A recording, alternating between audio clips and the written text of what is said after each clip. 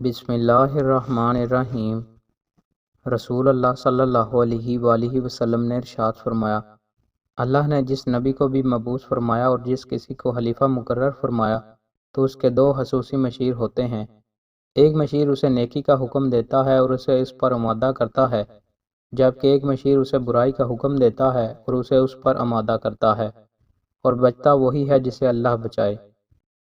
رسول اللہ صلی اللہ علیہ وآلہ وسلم نے ارشاد فرمایا، نماز فجر کے بعد سورج کے بلند ہونے تک اور نماز عصر کے بعد سورج کے غروب ہو جانے تک کوئی نماز پڑھنا درست نہیں۔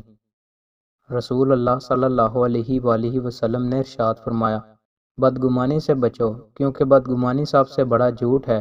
تم کسی کے عیب مت تلاش کرو اور نہ جاسوسی کرو، قیمت بڑھانے کے لیے بولی مت دو اور نہ باہم حسد کرو، بغض مت رکھو اور نہ قطع تعلقی کرو، اور اللہ کے بندوں بھائی بھائی بن جاؤ۔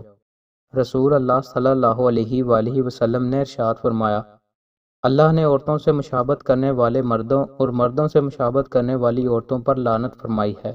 حضرت امام جعفر صادق علیہ السلام فرماتے ہیں، تم لوگ خربوزہ کھایا کرو، اس میں 10 خاصیتیں یکجا ہیں۔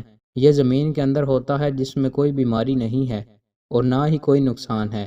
یہ خوراک ہے، شربت ہے، پھل ہے، ریحان ہے، دانتوں کو صاف کرنے والا، جلد کو صاف کرنے والا، قوت باہ کو بڑھاتا ہے، مثانہ کو صاف کرتا ہے، پیشاب زیادہ آتا ہے۔